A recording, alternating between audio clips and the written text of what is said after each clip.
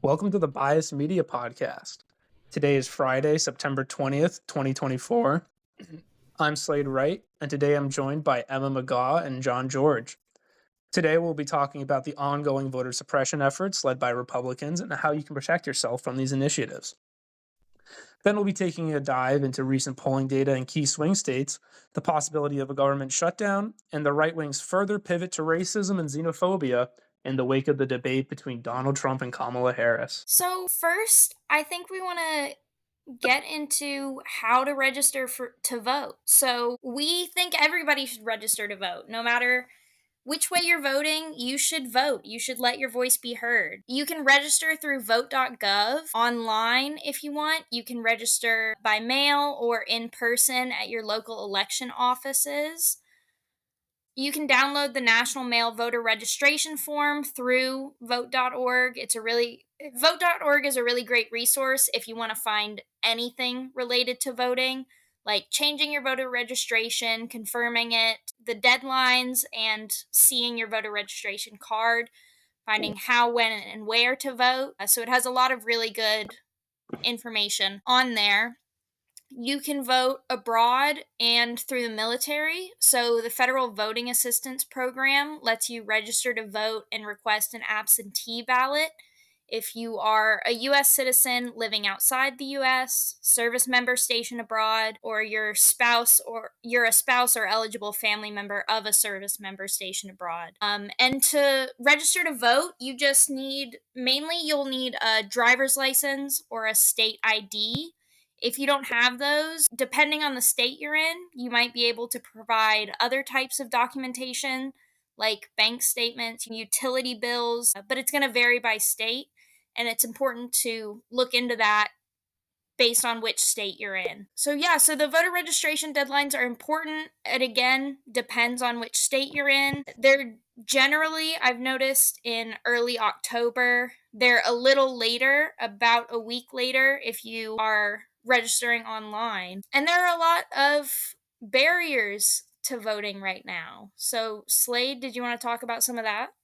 Actually, I Yeah, wanted to so throw in one last piece of advice. sure. Even if you are registered to vote, make sure you double check from your county's Yes. voter elections board Yes. to make Check sure your that registration. your information is still active, because a recurring problem, as Slate is about to discuss, has been voter roll purging. And so, to make sure that you are not going to vote on election day and finding out that you can't because you got removed from the rolls, make sure to double check it ahead of time. Yeah, that's exactly what I was about to say. Really important. This stuff is ramping up. I mean, I think more than in any of my lifetime, we're seeing voter suppression laws and voter roll purges in really important states. So it's really important to make sure you're registered to vote. Vote early. That's my advice too. Check your state's laws on early voting. Vote by mail. Like, really, really important. I think you can also request absentee ballots from the same place that Emma was talking about, if I'm not mistaken. Yes, I believe so. And then those will also have different deadlines associated with them, and they might be coming up sooner than you think. So make sure you double check with the state that you're listening from. Yeah, it's important to stay on top of that and get as much information as you can. Because, like I said, no matter how you're voting, it's important to vote. It's important to get your voice heard and do your best to stay educated on that and stay kind of ahead of the curve. Yeah, that's right. Stay Yes. vigilant. So, most notably, as far as voter roll purges go, Texas has apparently cleared 1 million voters from their registry. So all those people are gonna have to re-register to vote. Really scary stuff. It all really stems from the whole idea that undocumented immigrants are voting in our elections, which is an outstanding claim. I saw the Heritage Foundation put out a study, which, I think we all are not fans of the Heritage Foundation, extremely right wing foundation. They looked into this and found 100 cases of non-citizens voting since 2002, compared to 1 billion votes cast since then. Right, and it's important to mention that in Texas, in 2020, the Donald Trump won Texas by 600,000 votes, give or take. Like, that million could have been the difference between Texas going blue or staying red. Yeah, and this is a problem for like future elections too, right? Like maybe we weren't going to get Texas this time, but 2028, 2030, this is going to have ripple effects all the way till then. Even right now, according to 270 to win, Texas is 50% for Trump, 44.8% for Kamala Harris. So it's close, and that's this is going to be a step back for the next several elections, is my guess. But beyond that, we're seeing a whole bunch of new voter suppression tactics. I'm seeing. One sec, I just want to make sure I get the state right. While you're looking, I think it's important to note that a lot of these voter suppression tactics, if not all of them, are Republican prompted and Republican backed, because there have been studies that show that the more people who turn out to vote, the more people who are registered and have their voices heard, the vote tends to sway Democrat. And the less people who turn out to vote, the vote tends to sway Republican. And this is why you see in the smaller races and the races in off presidential election years typically tend to go Republican, and why it's important that when you register to vote, make sure that you take the one day out of every year, every couple of years to vote, even in your local elections. Everything from the school board to the president is super important, and it's absolutely vital to make sure that you stay on top of those and that you vote in each and every one of those elections as much as possible, because who knows, one vote can be a deciding factor. Yeah. So vote down ballot, vote in every election. So I'm seeing in Georgia there are some new laws about requiring citizens to oversee ballot counting, which to me seems like clear voter intimidation. I'm pretty sure it was Georgia where we got those clips of hundreds of people outside, or right outside where people are counting votes, and they are boarding up the place because they don't want all these sycophantic right wingers yelling at them and saying that they're trying to steal the election. Mm-hmm. And that became more fuel for this whole conspiracy theory that Democrats are trying to steal an election. I guess it's really highlighted how the P in GOP stands for projection, because that is exactly what these folks are trying to do, is that they're trying to steal the election, and they're trying to secure a win for Trump and the Republican Party that will inevitably be the death of democracy. I mean, we all have varying opinions as to how democratic our country actually is, but it wouldn't even be a debate if those plans came through. If Project 2025 becomes reality, that's it. There's no room for debate. It's over. Yeah. And that big of a change will be disastrous for so many of the people that you care about. And it's important that that is what we're up against, and that is what needs to be defeated, and it needs to be defeated at the ballot box. And I hate to sound like an old Democrat, but the reality is you have to go out to the polls. You have to Pokemon go to the polls. They should actually just set up like legendary encounters, right? Although that might be election interference. It is a foreign company that does Pokemon. That's an odd. It's like we're actively asking the Japanese to interfere in our elections just to tip the scales a little bit. I mean, Israel does it. Why can't the Japanese? Right. So additionally, in South Dakota, that's what I'm saying. So this is the Brennan Center.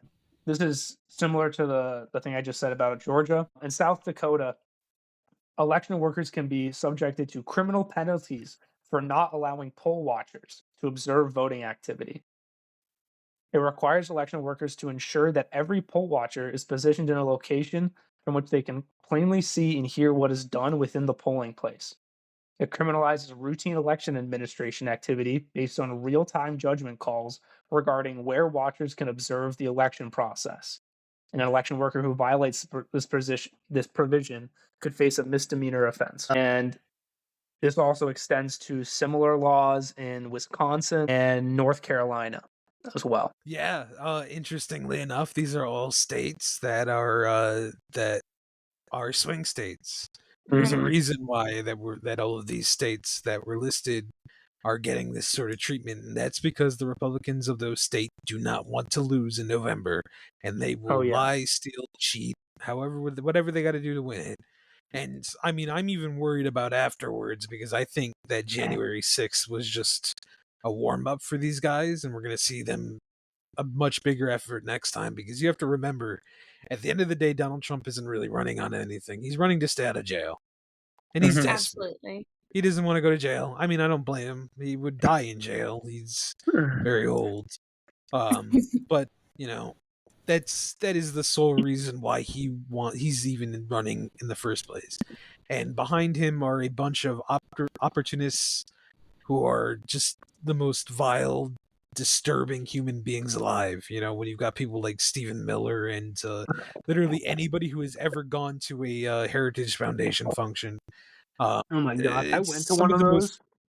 I went to one of those last semester. It's kind of scary. It's in the hall. It's the halls of Republican intelligentsia, and it's scary. Like these are the thought leaders God, that that we're sounds like seeing an right now. oxymoron. But Yeah, they um, sold their free meals were from Chick-fil-A, which is like the most that virtue signaling thing. that makes sense. That makes sense. Yeah. Yeah, I grilled them on why they wouldn't allow sex education for kids. What was They're their hacked. response? Out of curiosity. How did this go?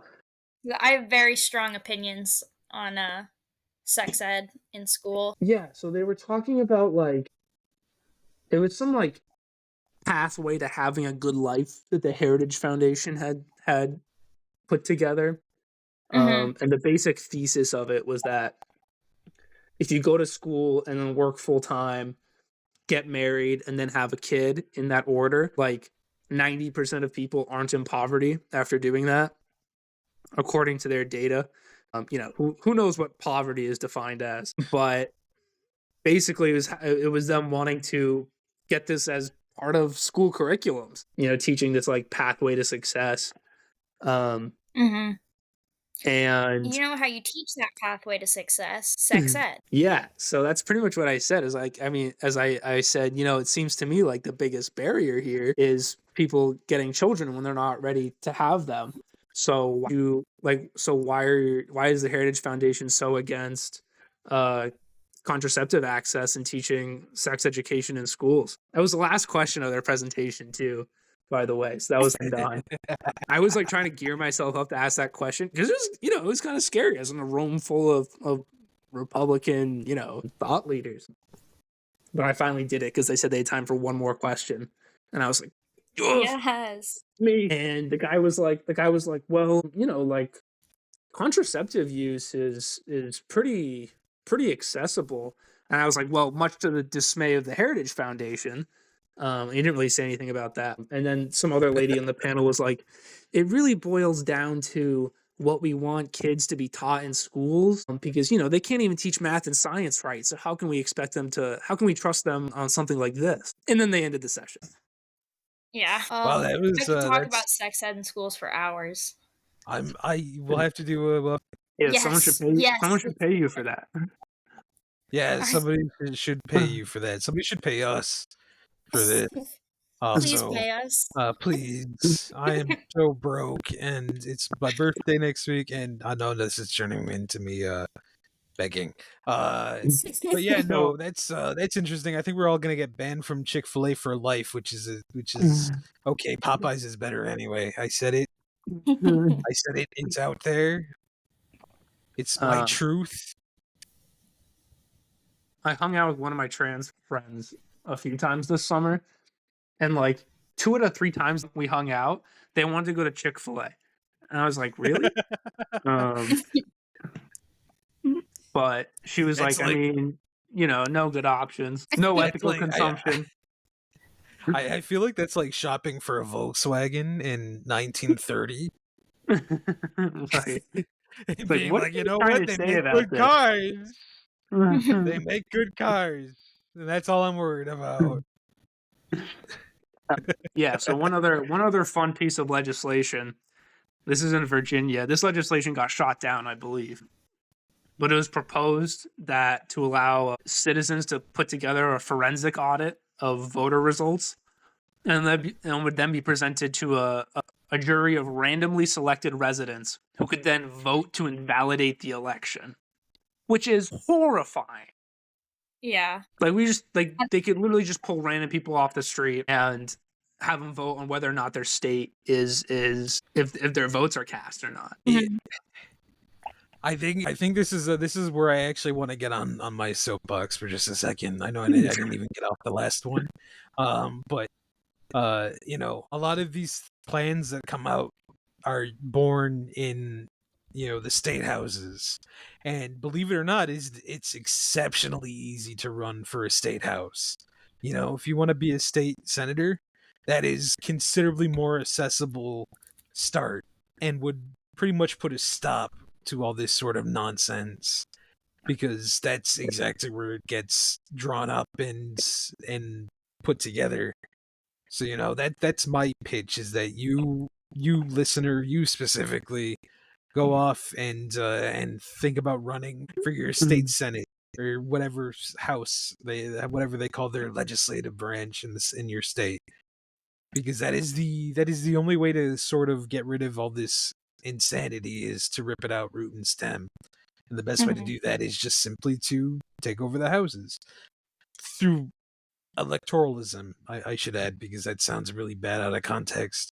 I'm not telling you to January 6th. What's the capital of Nebraska? I don't know. I think we'll move all Lincoln. Lincoln? That's sad Okay, that yeah. none of us know that. Yeah, well, it's Nebraska, okay? They got 3 electoral votes.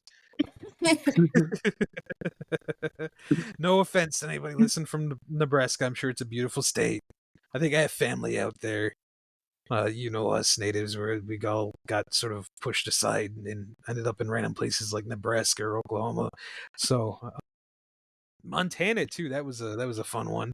But yeah, no. Speaking of Nebraska, actually, if you want to quickly pivot to that one story, Slade was very excited to share with us. Oh yeah. So fun stuff. Republicans in Nebraska are trying to change their electoral voting system. Nebraska is one of 2 states in the country that have a split electoral votes. So they have 5 votes that can go in any direction. And typically, at least in the last few elections, Nebraska has sent 4 to Republicans and then 1 to the Democrats. And state legislators in Nebraska are trying to change that at the last minute for this election to a winner takes all system, so that all 5 votes would go to Republicans. Now, normally this wouldn't matter too much. It'd be 1 electoral vote, but it could have a really big effect, because, you know, the strategy of the Harris campaign, or at least one of the most viable option, is to win Pennsylvania, Wisconsin, and Michigan. And then that, with the states that are firmly Democrat, give Kamala Harris 270 electoral votes, enough to win. Exactly. Without that one, exactly, it gives her 270 votes, the exact amount she needs to win. Without that one vote in Nebraska, it goes down to 269. So if this goes through, and then Kamala Harris wins Pennsylvania, Michigan, and Wisconsin, and then loses all the other swing states, Donald Trump will win the election by that one vote. Yeah, scary stuff. Although I like to imagine, only for the sake of my own anxiety, that there's a nightmare scenario for the Trump campaign where RFK just ends up taking 5 electoral votes, or the 4 electoral votes from Nebraska, or 3 electoral. Sorry, I have to keep. Yeah, I just eliminated thousands of people living in Nebraska every time I lowered the number of electoral votes it got. Spoke them out of existence. Snap. Yeah, there is a nightmare scenario where RFK ends up picking up 3 electoral votes from Nebraska, and I think that would be the funniest thing. I mean, it would be a disaster because the election would then go to, you know, the House and the Senate, which is a strange mechanism. I like how much of our established democracy was built on a maybe this might happen type deal. Yeah. and we've never had to really stress test these that much. It has happened before, though, right? I believe it was like with Andrew Jackson. What Like the happened? first time, the electoral vote, nobody got enough electoral votes to be declared president, so it got decided in the House and the Senate. I assume Emma's yeah, frantically typing to look I that up. am. Can you hear it? Yeah, I guess. yeah. Pull it up, Emma. I believe John Quincy Adams. Wait, hold on. I could have sworn this was against. It was. I think it was John Quincy Adams versus Andrew Jackson. Like I could feel it in my bones. I have a deep, deep, deep disregard and hatred for Andrew Jackson for obvious reasons. What? The $5 bill, man? Or is he on the? Yeah, Lincoln's on the 5. It's a completely different white guy. He's on the 20. He's on the 20. I know what else. He's on the yeah, that's right. He's on the 20. So but that's sort of it's. Yeah. Hmm? So do we want to talk about the current state of polling right now? Yeah, Yes. let's do it. All right. So overall, right now, Kamala Harris is up 2.8% nationally, which is not safe enough in my absolutely nothing opinion. You know, Democrats typically need to win by like 3% of the vote nationally, and it also means nothing because the national vote doesn't do anything at all. The good news is she's winning in Pennsylvania, Wisconsin, and Michigan by a hair. Pennsylvania and Wisconsin are definitely two states that we had to take really close looks at. And I believe all three of them have voted the same in the last like several elections. So hopefully they all come together. And if she gets all those, she wins. Assuming this Nevada stuff doesn't go through. Assuming Nebraska. Assuming this Nebraska stuff doesn't go through. Well, I mean, also, but Nevada is one of those states that is also in play. So, like if she wins one of those, as well as those 3, doesn't matter what happens in Nebraska. It's over. It's true. But that's true. Those that 3 and then any other swing state. Way too optimistic. Yeah. Yeah. I think. I mean, obviously, it's a long road. It's only the end of September. There is, guys. There's another like 6 weeks of this. The groundhog saw its shadow. Only 6 weeks. We got 6 more weeks of election season. Oh, Something God. like that. I know. I don't know. It feels like a lot and a little in one. Right. It's a lot if you're in a position where you're losing or you're not sure you're going to be able to win. But it's a lot if you're covering it. Because, my God, it never ends.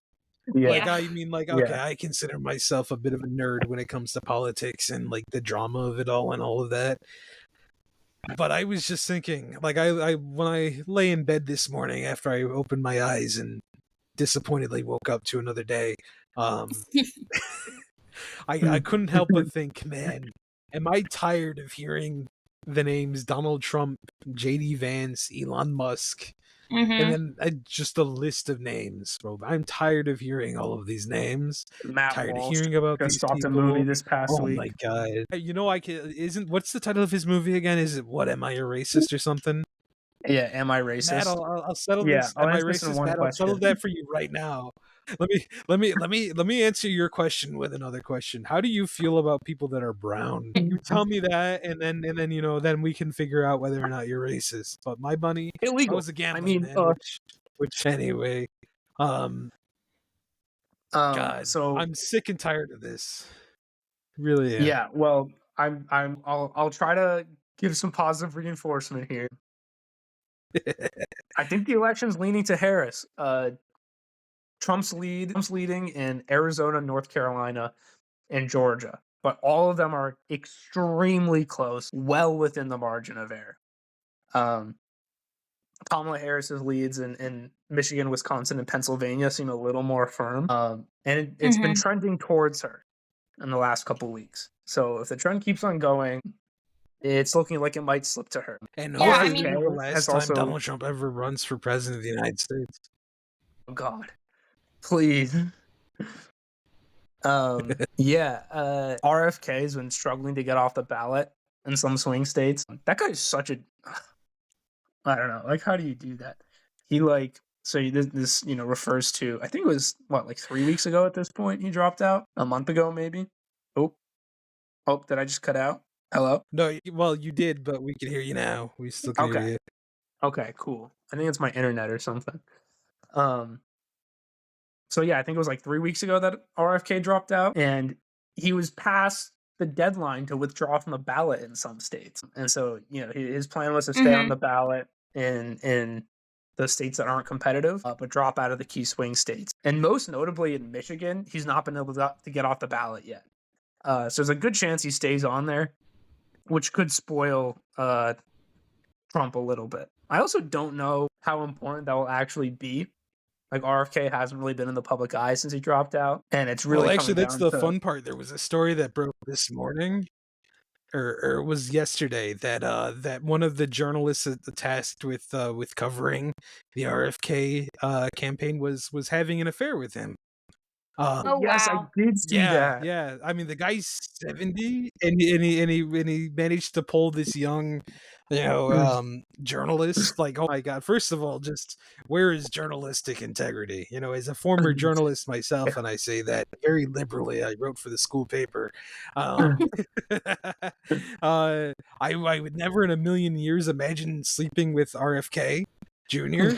Maybe RFK Senior, but that ship has sailed before I was born. Yeah, so his name is popping up in the news, in the public eye, but it's not in a good way. It's one of those like just strange, bizarre stories that it just seems normal now. Yeah. Did you know that he's married to the person who played Larry David's wife in Curb Your Enthusiasm? Does that mean anything to you guys? Yeah, that's really kind of funny, actually. Yeah, she like came across my Twitter feed this last election cycle next to RFK, and I was like, "What the hell?" Well, it's a really small world, Yeah, I guess. yeah. I wonder how she feels about this story that broke. Oh, Probably I bet not she's great. thrilled. Oh yeah, yeah. Imagine finding out that that your husband was cheating on you through the New York Post. Right up there with Melania Trump. That's right. I mean, we didn't talk about Laura Loomer last week, although I kind of wanted to. Yeah, Because we that was can. like a whole You thing. mentioned her because of that I may have mentioned her. It horrible was tweet. horrible tweet. There were some other really, really horrible tweets, but I don't think I can say any of them. No. That came about. You know what I'm talking about, Slade. If you don't know what I'm talking about, guys, just a quick Google search will tell you exactly what I'm referring to. It's a really wild story, but it kind of falls into that.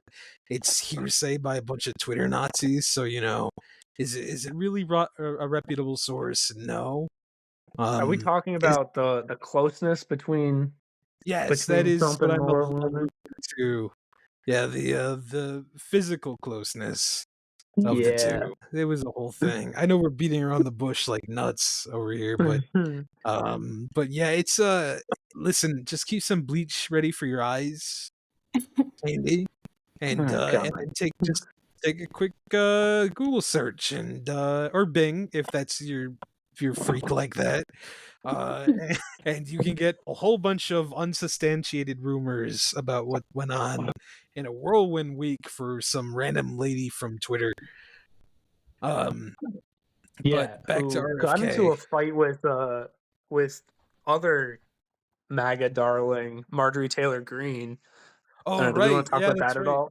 Yeah, because I mentioned that last week where she got called out by Marjorie Taylor Greene for Yes, tweeting something yes. racist, which is like, oh my god, that's like being called out for that's like what was that story? There was like a story of oh that's horrible actually. It was like a historical example. It was a bad one too. Let's just say Japan did a lot during World War II that sometimes the Nazis were like, yo guys, you need to chill. And it's like it's the same exact energy where if the Nazis telling you to chill out with the genocide, then you're doing it too much. Yeah, but she like tripled down on that. And I think one of the things that kind of, I don't know, had me buying into this Laura Loomer Trump affair, question mark, was one of her retorts to Marjorie Taylor Greene was about how MTG had been trying to get back on Trump's good graces for the last like several years, ever since she like backed McCarthy. And the line ended with like, I remember the tweet ended with like, "You've been trying to get back in his good graces, but I won," which I don't know, was kind of a funny line. Like they're fighting over the affection of this old Donald man. Trump. Yeah. Oh god. Yeah, no, I can't.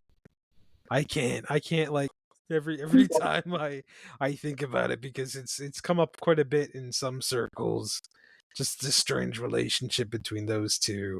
And it's just a very hard thing to stomach. Like literally, it's just gross. It's disgusting. Yeah, Anyway, she was also the last person to talk to Trump before the debate. Really? Reportedly. Yeah. Yeah. So yeah, I don't you know. don't If want you're to know where curious my about where head this went like on that.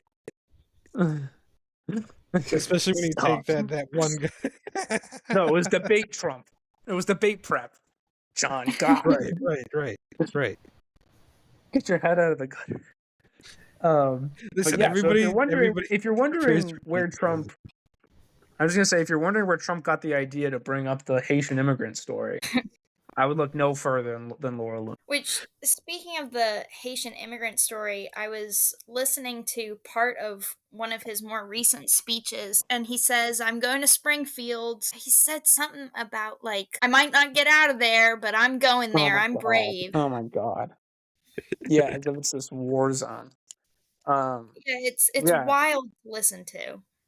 yeah, which I think leads us into our next little segment here about I feel like we've reached a whole new level of racism and xenophobia since this debate. Yeah. Like, the Republicans have been racist since the day after Abraham Lincoln freed the slaves. And then too. But anyways, it's rocketed to a whole new level in the last like couple weeks.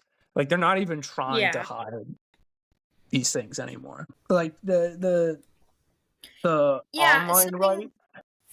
Go ahead. Something recently that came out. Who was it? It was Mark Robinson. Did you see everything that came out with him? Oh my God, how did you know that was exactly who I wanted to talk about? There's a lot about that. So a lot of Republicans, especially Trump, praised him. So Trump called him said he was better than Martin Luther King. He said, "You're Martin Luther King on steroids. You're Martin Luther King times 2." And now it's shown that Mark Robinson called himself, he is a self-titled Black Nazi. Hang on. Before we continue, I want to read this excerpt from The Hill, specifically about this. All right. So there was a report that Robinson made a bunch of comments, including the Black Nazi comment, in the comments section. Yep. On a pornography website. Listen. Where are we going with this? All I'm saying is that, I feel like there's no distance. Like, first of all, if you're like going into the comments of this stuff and you're like loudly saying this is stuff you believe in, okay?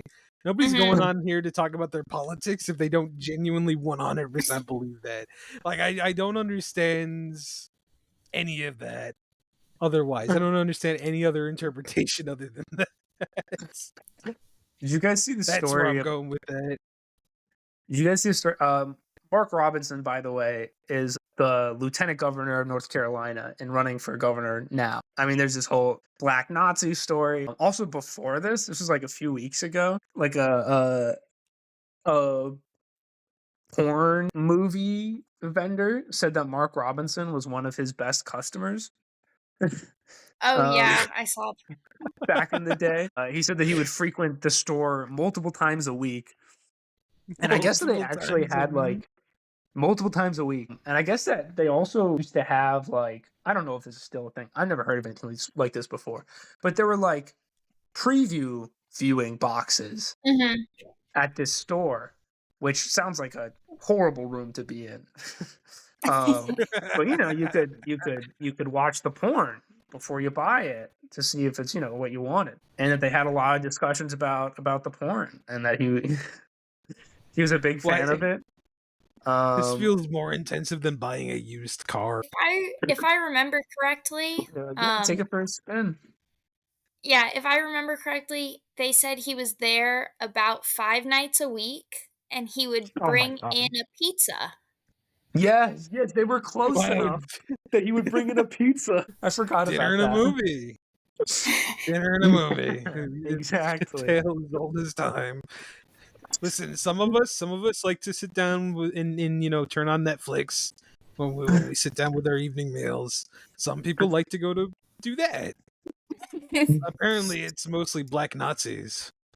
What a world we live in. Apparently, he's also a chaser too. Yeah, I want to mention one of the other. I mean, he made a ton of comments, but one of the other comments he made was, "Slavery is not bad. Some people need to be slaves. I wish they would bring it back. I would certainly buy a few." Yeah, I mean, that sounds like a black Nazi to me. Yes, it does, in fact. That sounds like somebody who should definitely not be governor of any state, even North Carolina. 2 years later, he wrote, "I'd take Hitler over any of this shit that's in Washington right now." And that was a reference to Obama, actually. Mm-hmm. They're so close to saying the This N-word. is that also happened. That did happen. It was a guest. I forget what his credentials. He was like he was with the Heritage Foundation, Kelly's actually. Was it Heritage Foundation? I thought it was some other right wing think tank I believe so. Maybe I'm wrong. I don't care to fact check. It sounds about right. Sorry. Hey, your own slip of the tongue there. Were you thinking cracker just now? It's going around. Well, I was getting a little this hungry. guy just straight up said that there were a lot of Haitian N-words in Springfield. Yeah, none of us can say that word. That's the word none of us have the right to say. No, and neither does this guy. I thought it was kind of crazy too to see Megyn Kelly's non-reaction to that. They just kept going. No, he corrected it to migrants right after he let that slip, but they just kept on going. Nothing had happened. Mm-hmm. I imagine it's more for them, it's more like accidentally calling your third grade teacher mom. They're just so used to saying it slipped out. I mean, the thing is, to make a slip up like that, you have to be saying that in private, right? You don't just part of say your that. lexicon. Yeah.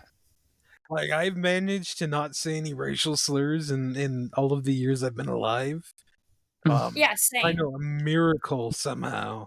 Which is why I never believe anybody who gets caught saying a slur, the N-word specifically. It was just it just slipped out. I was like, no, yeah. that means you've been using it, brother. That means it was on your mind. It was on the tip of your tongue. It means both you've been using it and you're thinking it. Because it doesn't slip out if you're not thinking about saying it. Yeah. JD Vance has been through a whirlwind too in the last week. He got destroyed by Dana Bash on CNN, which is kind of hilarious that Dana Bash had to make up for that. Yeah. And he kind of let it slip. There was a line in there where so she was questioning him on the Haitian migrant in Springfield story and how it's factually wrong. And he said, well, look, my constituents have been calling me about this. Further investigation, by the way, has found that there have been 2 calls to the police department in Springfield over Haitians eating pets. Neither of them turned out to be credible. So, I mean, it's just baseless. But there's a line in there with that interview where he said that if I have to keep fabricating stories to draw attention, I'll do it. And he kind of slipped up there. I don't think he was trying to word it that way. I don't know, it just kind of proves that he's a bad politician. Yeah. But yeah, I mean he's basically giving the green light, and he's giving the green light to continue this racist nonsense. All these claims about Haitians have been completely unfounded. He signaled the same thing on Twitter where he, had some big long post about Haitian migrants, and there's something like, well, maybe these stories aren't true, but some of them might be. So keep the cat memes flowing in reference to, you know, these memes getting cooked up by the right wing about Trump like saving. It's So yeah, just I so know pathetic. He's it just is such a pathetic. pathetic guy. It's pathetic, but it's also scary too, right? Right. Like, Yeah. these are obviously racially charged claims. He also said that like there's been an uptick in infectious, the spread of like HIV in Springfield, which also isn't true. Communicable diseases have gone down in Springfield in the last couple of years. And I don't know, like it's such obvious fear mongering and xenophobia. And this is, you know, the president not only making this statement at a debate stage, which is insane. This conspiracy, by the way, originated from a neo-Nazi group called Blood Tribe. They were the ones that like really God, propagated what a this lame story. name. Just like Yeah. on the record, that's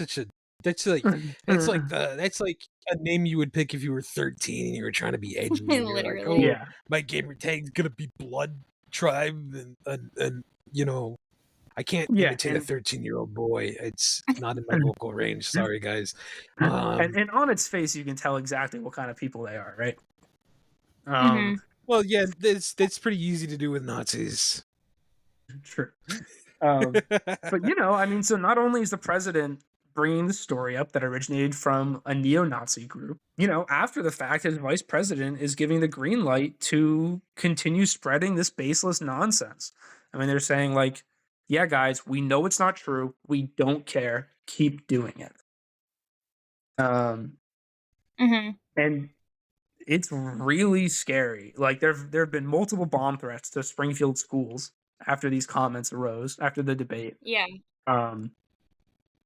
And I just saw like interviews about Haitians in Springfield not feeling safe, and that like they're worried about their kids. They're trying not to go outside because there's this uptick in racist rhetoric towards them. And this is a community, by the way, that has totally like revitalized Springfield.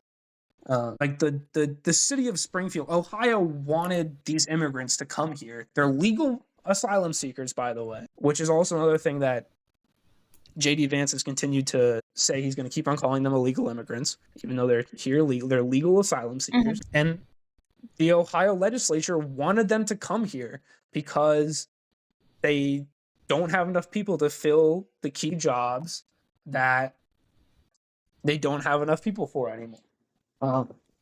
You know, these manufacturing jobs. I'm sure. Have you guys seen like that CNN interview of like, I think it was like a steel manufacturer in Springfield that employs a lot of Haitian migrants. He has like 30 Haitian workers, and he says that they're great. You know, that like they're people that come to work every day, but they don't have a drug problem, which is a really big problem in Springfield right now. The opioid epidemic is hitting that state hard, and like they're hitting their quotas. They're there to work. They're good workers, and he wishes he had more. I mean, these are people that are literally like revitalizing a dying city, and it doesn't matter. I mean, honestly, like they are perfect encapsulation of like how beneficial immigrants are to this country. Yeah. Right? Like they're filling jobs that the population can't meet.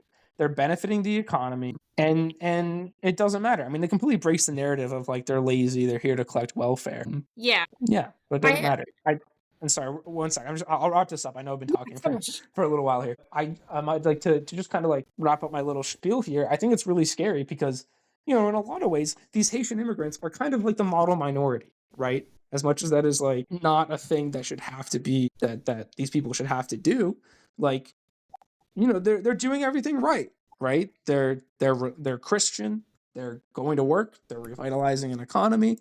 They're hitting their quotas, but it doesn't matter. And, you know, the president and vice president say, we know that we're lying. We don't care. Keep doing it.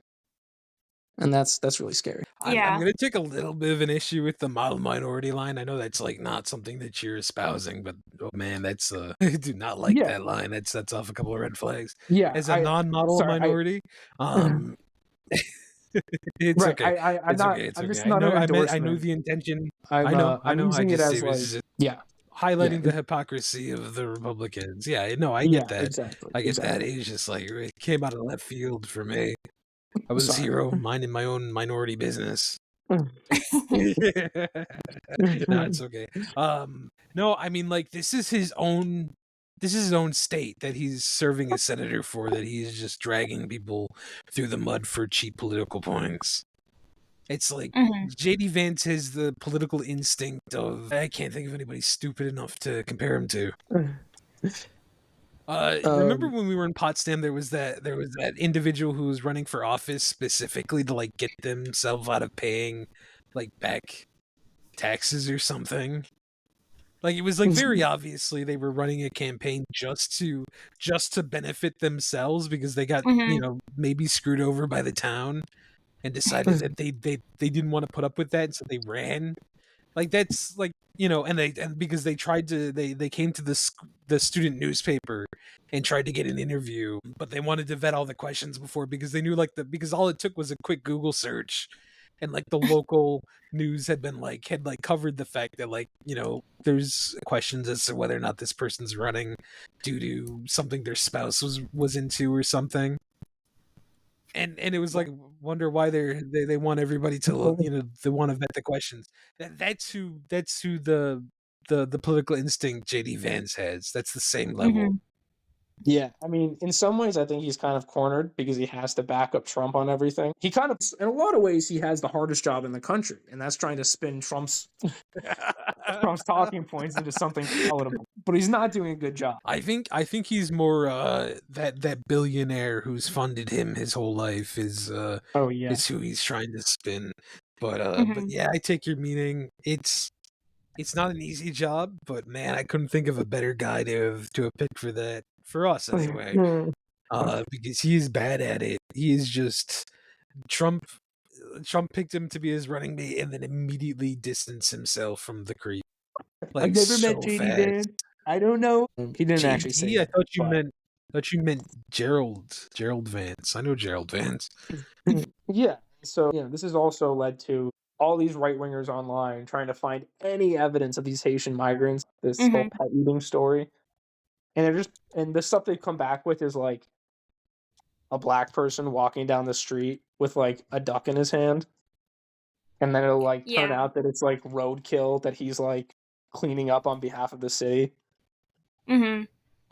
And more stories like that. And so I don't know, my fear, so as much as like, it's pretty obvious to us how awful JD Vance is, and he's like not doing a good job. Like, I don't know, like I really have to wonder how this hits to like the vast majority of the country, how much it's actually going to affect things. Like, my hope, and this kind of ties into like the polling thing, like it's really just going to come down to who turns up, right?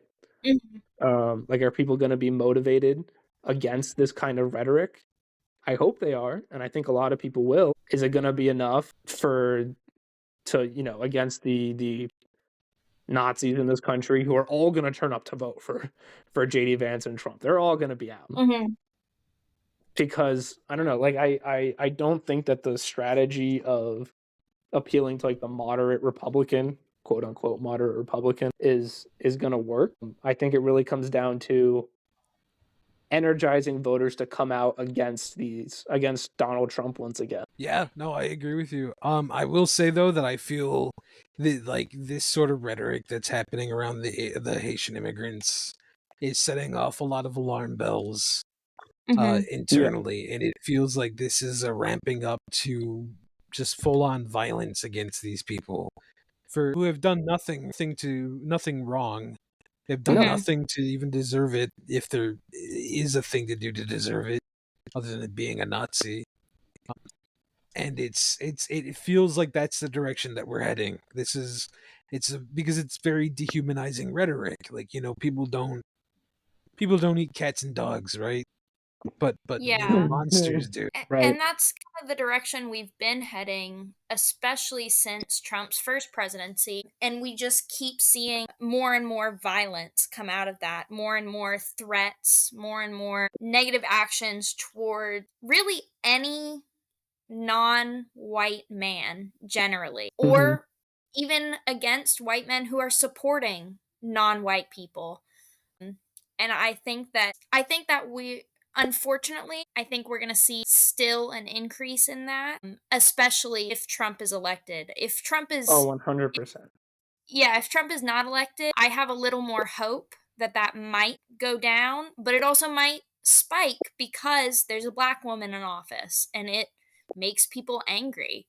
But Right. it's definitely going to spike if Trump gets reelected because he encourages that. He supports it openly and has not condemned any violence against anyone, really, except his own supporters. Right, exactly. And right now my spider sense is tingling. Hmm. My therapist calls that generalized anxiety disorder and generational trauma, but still, it's going off. It's it's ticking off, and it's a very terrifying, very scary time right now to be in this country and to not be, and a part of the ever increasingly smaller. That's an oxymoron. Um, you know, uh, definition of who a real American is, because that's what Hmm. these people are all about, is creating in and out groups, and uh basically siphoning off the in group until only the idealized version of it remains. And while Slade is one of the last people to be removed from that equation, even Slade is Hey, not they a came part for of the that. communists. Right, exactly. But Slade is also not wealthy. I can confirm that firsthand. I think you saw my fridge too many Right, times to right. Also, your car. You were hey, it may be from 2005, but I love that thing. That thing is a and she was. beautiful, beautiful machine. May Does it she have rest in issues? peace. Yes. I'm still May she driving rest her. in peace. I I'm gonna pretend that you're not. It's better for my anxiety if I don't believe that. Um, But yeah, very no, similar. things are heading in an awful direction. It's only gonna get worse, and there are plenty of opportunists who are willing to sell out their own people to make this happen. And I mean, we talked about the black Nazi. right, exactly, Hmm. exactly. And could you imagine how dumb you have to be a black Nazi? Like I that's never like thought the leopards would eat my face. oh my god, can I tell you how much I hate that sentence? Like, I mean, it's perfect. It's so overused, but like it's just God. I'm waiting to see the first Jewish Nazi. That's gonna throw me I'm through a loop. I'm pretty sure we've had them. I know we Yeah, have. I was Don't gonna tell me say. that. I know There we were have. definitely Let me Jewish be Nazis. naive. Let me be naive. My I God, let will me have say, that. there is a powerful force working against Donald Trump and JD Vance, and that Hmm. is white people not wanting to feel like they're racist. And Yes. my hope is that that's going to be a good motivating factor on election day. Listen, if that was a superpower, being able to trigger that would be my superpower. And I I think love you do a doing pretty it. good job. We had Turning Point I USA at our That's campus. right, we did, and then they ran away. They turned a whole point and ran in the other direction. Um, I I forgot also about that. But no, go go ahead. on. I was just gonna say that I think this maybe highlights. I mean, I think it does highlight a lot of weaknesses in the Harris campaign. Um, it's kind of a mixed bag. Like, there's been a clear strategy of her campaign to not make it a race thing, right? Yeah. Um, she's dodged a lot of questions about her race and her gender, and I think there's some historical evidence that maybe points that's the right direction to take. I Hmm. think we talked about on this podcast about how Yeah. Hillary Clinton made her campaign a lot about her gender, Hmm. versus Obama, who didn't really.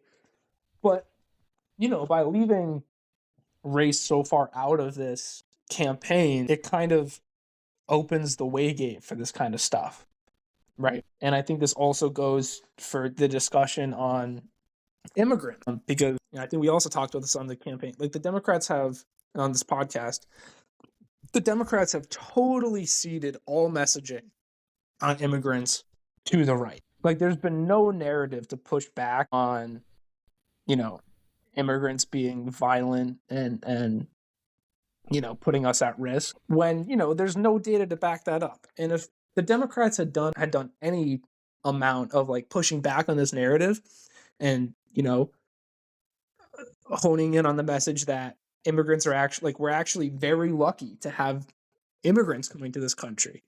You know, we're facing problems that other developed nations, or where we don't have a lot of the problems that other developed nations have, and it's because of our immigrant influx. And they're an incredible boon to our country, and we should embrace that. And we've completely walked away from, you know, any semblance of that kind of talk. And then that opens the floor for this incredibly racist, xenophobic messaging to come in, and it doesn't have the proper counter message to it. Yeah, I mean, the like. I want to mention just. No, go ahead. Sorry, I want to mention just one thing that Trump said at a rally recently. I was trying to find the exact quote, but I can't find it. I heard the clip, and he said, "I'm running against a woman. That's not going to last. Her support's not going to last." Something around there. And I thought that was interesting because I don't think he meant it derogatory, but it's very obvious that he is genuinely confused how a woman might be able to beat him, let alone a black woman. Yeah, I mean, he would be in shambles if he lost to Kamala Harris. And, you know, that motivation. Well, actually, he'd be in shackles, you know. literally. Yeah, I mean, the idea of Trump, you know, the months after November, having lost to a black woman, that's my driving force at this point. Because yeah, I don't think he understands it. I think he I think that would really mess him up. That would mess up his head if he lost. So we got to make it happen. That's right. Do it for the satisfaction of pettiness being fulfilled, of having Donald Trump lose to a black woman and then immediately go to jail afterwards. Because that is more than likely if Kamala Harris wins, that's the outcome. And my God, if you like me are sick and tired of hearing Donald Trump, hearing the man talk, hearing his name, even, then my God, nothing will put a stop to that faster than him going to jail for the rest of his life. And make no mistake that I imagine like the man probably subsists off of like the spray tan lotion or the spray tan stuff has got to be keeping him alive at this point. Yeah. Like there's like he accidentally discovered the fountain of youth with the fake tan, and that is, and once he loses access to that in prison, it's over. And that's how I imagine things are gonna go. Yeah.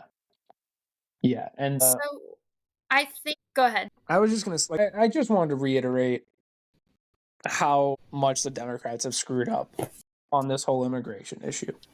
Because if they had built this narrative of, you know, immigrants are actually very hardworking people and they're a boon to our country and they contribute to our economy, which, you know, is not the, it's not the be all end all at all of, you know, people deserving to have a safe haven, but, you know, it plays very well with the general electorate.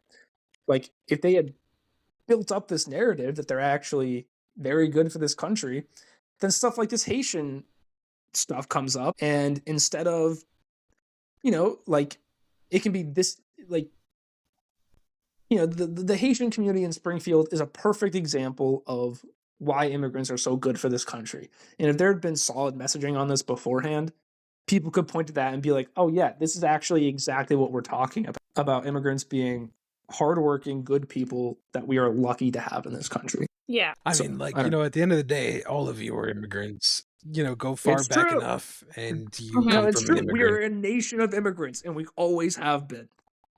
Every single one of us, except for that's you, right, because as soon as I was gonna say, as soon as your guys' ancestors got here, you promptly started killing mine until there are very few left. I'm still a little bitter, understandably. I like to think that that's a perfectly reasonable grudge to hold, but yeah. So, you know, it's the fact that we've sort of ceded that ground to Republicans it just boggles my mind. I don't understand it.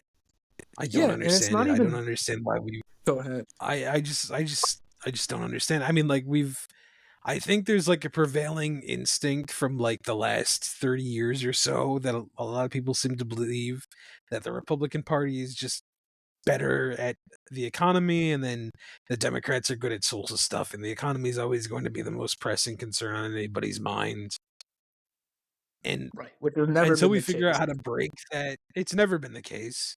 But until we figure out how to break that illusion the country's under, it's going to be an uphill battle. And Yeah. honestly, I'm hoping that the Republican Party just sort of implodes from the power vacuum Trump's going to leave, because we all Yeah. die. Even if Trump won and served another term, he couldn't do another one. I mean, unless they break the Constitution. But here's We're hoping. not going to put that past him. Right. I don't want to put that out into the universe and then have it happen. Yeah. Yeah, and this thing that Democrats do, it's not just bad electorally. Like, it leads to this real concrete harm. Like, the Haitian community is in danger right now. Yeah. And as much as the Republicans are the clear perpetrators of that, I also blame the Democrats. Yeah. For not protecting these kinds of communities. Yeah, no, I agree with that 100%. Any last thoughts before we wrap this up? How about something fun? What do we got? Did we think of a fun question for this week? So Something fun. I was thinking about it. Oh, if I you had have a something- question, go for it. I was just gonna chime in on last week's fun discussion that you guys that's got to right. have Oh, without me. yes. Yeah, so we were talking, or you guys were talking about closest proximity to famous people or whatever. Degrees of Degrees of separation. Yeah, so my 3 degrees of separation is my ex-girlfriend's mother used to hook up with Justin Trudeau in college. They went to the same school, and they were multiple occasions friends with benefit. There are pictures We of the love two of them hanging out. So that's my connection to Justin Trudeau. I love that. In another universe, maybe where I don't know, he's my father-in-law. In another universe, I would have loved doing laundry and running Canada with you. All right, so Emma, what was your what do you got for a fun question this time? So I think it's fun, but you might think it's kind of boring. What was your favorite subject in high school and why? Ooh, man, this is a good one. I didn't pay attention. I can go first if you guys want to think. Okay, so mine, I took an AP psychology course and it was incredible. I had the most like kooky, funny, wild teacher, and she was great. And that's kind of where I learned like how to study, how to take notes, how the brain works in relation to education, and that kind of launched me into really caring about. I've always liked psychology, but that like her being my teacher and the way she taught really launched me into being passionate about it. So you got something for that? Yeah, I really, really hope this doesn't come up to I'm really worried this is gonna come up to haunt me in years to come if this audio gets dug up. I came real close to failing US government Actually, that's in not high a surprise. school. I believe that. I believe Oh that. yeah. Hey, I aced US government in college. But in my defense, it was second period, and seniors didn't have to come in until second period, and it was the second half of the year, so I didn't care anymore. So I missed a lot of classes. I did well on the tests, I did well on the homework, but I didn't go to class, and I came really close to failing that. That actually happened to me in with the AP World History. I took that. I got a 4 out of 5 on the AP exam and a 98 on the Regents. I failed the class because I didn't turn a single thing in. And so I had to take the remedial course, and I walk in like the next year. It was, I think that was then my junior year. I had to walk in and take AP, or not even AP, just normal world history with the students, and the teacher takes one look at me and is like, "What the are you doing in here?" I'm like, I didn't do my homework. And she looked at me and she was just like, "Are you gonna do your homework this time?" I'm like, "Maybe." She's like, "You know what? Just I take the did test." very little homework in high school, but I was charming about it. So I generally got hundreds in places where I didn't even turn anything in. because I apologized profusely and smiled a lot. See, that's what I believe my- was my key to success in high school, but it turned out that I was just so horrifically like destitute that the teachers could see that. Like I mean, like I had reduced lunch in high school that was it was reduced down to 25 cents. I mean, I think we like barely as a family made the cutoff for it to be free, right? And so Mhm. you would think 25 cents a day for lunch would not be a struggle, and yet it was. And so I think I had lunch like maybe 4 times my senior year of high school. Like I was only able to afford it like 4 different days of the year. Jeez, Damn. And I why would are you even always collecting 25 cents? I actually ran up a debt with them that was about 25 cents because I called into the office at the end of towards the end of the school year, and they're like, "Hey, you owe us money, and we're not gonna let you graduate unless you pay." I was like, "How much?" That's And it was like so 25 gross. cents, and I was like, "Well, I could go outside and look for a quarter." Um, yeah, my U.S. government teacher called the principal on me, so my charm did not work for her. That makes it sound so much worse. That makes it sound like you tried to like flirt with her.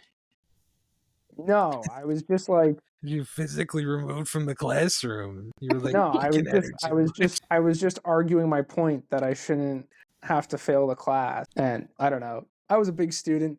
She was kind of a small lady, and she just like got really afraid. I took when I took I swear government. this wasn't. I swear I was not No, I believe you. I believe you. intimidating my U.S. government teacher. For those of you that don't know Slade personally, he is freakishly tall. Yes. And you know he Yeah. was a swimmer in high school, so he just kind I of I built was like a stud. It's really funny the three of us standing next to each other because I am very small. yeah. I'm a short person. She is. Sometimes she one time came up to me when I was walking somewhere, and I didn't even see her because I looked over her accidentally. I'll say that for my favorite classes in high school, I really enjoyed physics out of all things. Ooh, physics Mainly is. because I think I had a good professor. Mhm. But I remember being handed a reference sheet at the start of the semester that had like all the formulas we're going to use. And I was like, this is great. This is all I need.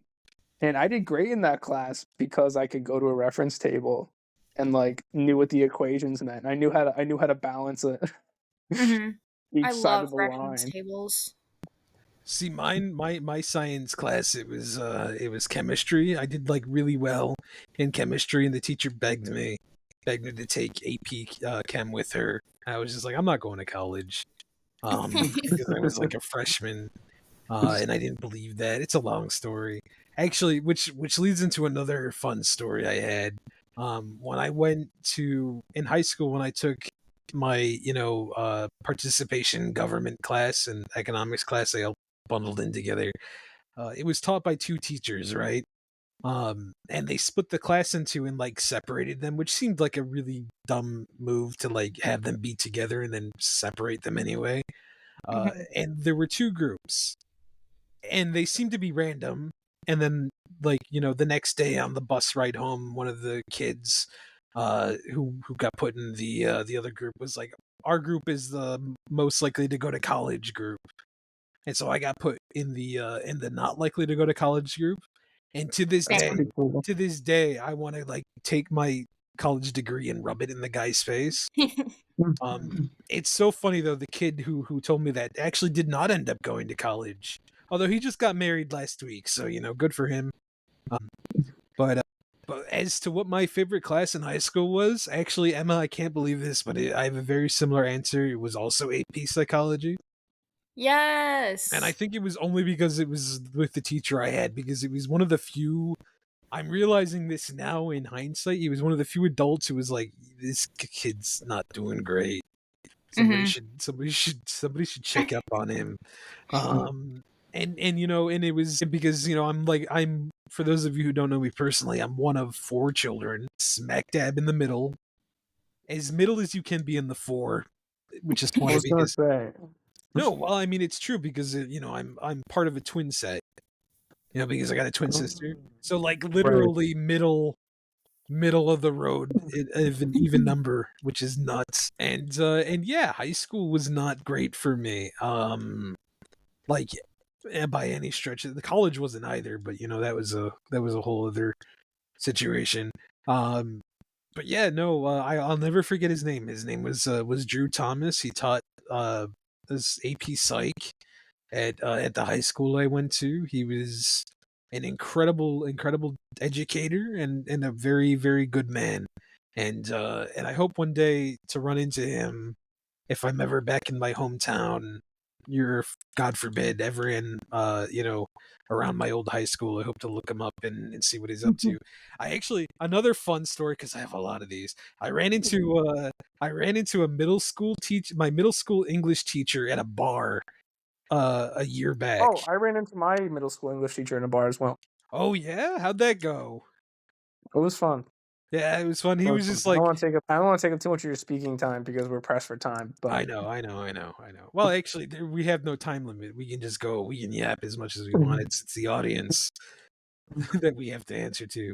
But for their sake, for their sake, wow, they don't like my stories. I feel like they're in the wrong place for that. Anyway, so I ran into him, and he looked kind of familiar to me. And I was like, "Do I know you from somewhere?" And he's like, "I don't know. Did you attend such and such middle school?" And I was like, "Oh my God, Mr. So and so." And then we caught up, and he kept buying drinks, and we got drunk. And I was like, at the end of the night, I was like, "I think I still owe you a paper." And he just laughed. He just laughed, and he said, I think we'll just call it even." And I was like, "You know what? I tend to ramble. That's a good idea." all right. I'll jump in with my fun story real quick. So I ran into so it was my middle school English teacher and also my middle school science teacher. And I think one of the other middle school teachers were all out, and I ran into them. Good talk to my middle school English teacher. My middle school middle school science teacher. I brought up the fact that in her class one time when we were doing the fact versus opinion unit. Mm-hmm. Back in the day, and one of her slides had said something like, Bob likes pizza, and had that listed as an opinion. And I adamantly defended the point that actually Bob likes pizza is a fact if he does like pizza. And I actually got her, I won the debate in class. Like, I made my point, and she was like, "Huh, I think I'm gonna change that. I think you're right." But so, I brought that up to her 10 years later. And then we got into the argument again. So did you actually And I was like, "No, win? you were right. You listened to me when I was in middle school." Did she actually listen to you? She was tired of arguing with a 12-year-old Slade, who I imagine is being the same height as you are now. No, I got her. The class turned onto my side. People were mad at me for speaking at first. And then someone was like, "Wait a minute. I think he's right." Oh, And yeah, I laid out my case about, Bob likes pizza versus pizza is the best food. Mm-hmm. And I won, but then we spent like 25 minutes talking about it again at a bar. That's funny. I remember a very similar situation in college. It was funnily enough, it was in a persuasive speaking class. You remember that, Slade? It was a whole thing for another time, I'm sure. Emmett and I also had a speaking class with the same professor. Yeah. In college. I think we talked about that last week. Yeah. Or Yeah. at some point, yeah. It's just It was a good class with Emma. Not so great with John. Not because of your guys' fault, but just circumstance. Circumstantially, it was. I loved the public speaking class. Public speaking is one of my favorite things to do. You know what's really funny though is like a little last anecdote to that story, the college story in particular. My aunt and uncle actually met in his class, 15 years ago, right? And I told them that I was taking a class with them, and they got so excited. They were like, "Well, we met in that class," because they were both communications majors. We met in his class, and then when I came home for Thanksgiving, everything had changed. I was like, yeah. I was like, yeah, so he's no longer there. All right. It's leaving the mystery for the audience. Mystery for the audience. You piece that together for those of you that know us know exactly what we're talking about. Yeah. If you know, you know. NDA. but I'm not getting into it now. I All have right. a super short story. Oh, please. Just super quick. It's not about after high school. I was in high school. So I, along with Slade, cut class a lot my senior year. And so me and my best friend, I had a car and I loved driving everyone everywhere. So we decided to leave school in the middle of the day and go to Panera and get something at Panera. And one of my teachers was absent from school and there was a sub in her place, and we ran into her at Panera. I thought that was great. Me and my best friend, we didn't approach her because we were skipping her class as well, so we didn't want her to see us. That's kind of like you guys can like make eye contact and nod. Yeah, Because I have actually a you guys are both picture. skipping class. I have a picture. Me and my best friend were pretending to take a selfie, and we took a picture with her in the background, and it was fantastic. In high school, and again, this is super short, I had a buddy who had a gym last period, and he lived right next to the school. So as soon as gym started, he would stash his bag outside right beforehand and then just leave as soon as That's attendance is taken. And that was, I had a concussion the summer before my senior year. I've had many concussions, but I had 3 that summer. But anyway, I wasn't allowed to play gym, but I could at a certain point. I just never went back to get the approval slip. And about like halfway through the first quarter, I realized that the gym teacher is not like we had to write something out in the library. And I realized the gym teacher is not actually reading these, nor do they care if they get them. So I stopped handing them in for a little bit to see what would happen.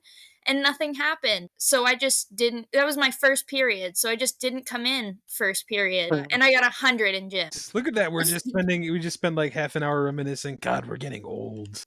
Literally. That's what's happening. We're getting old. Well, thank We you have to guys for tell these listening to stories us. before we forget Yeah, them. and our That's what it is. our rants there. Get to know us a little bit better. Maybe a little too much in some instances, I'm sure. But you know what? We're all friends here. We all got a very nice parasocial relationship going on. Yeah. Why not keep it going? Learn more intimate details of our lives next week. Send in your questions. And thanks for tuning in. And we hope to see you next week. We're changing up the schedule a little bit. We'll be recording on Wednesdays instead because that was more convenient for everybody instead of being a Friday night news dump, which in hindsight makes a lot more sense. So we hope to see you then. And until then, thanks for listening and good night, everybody.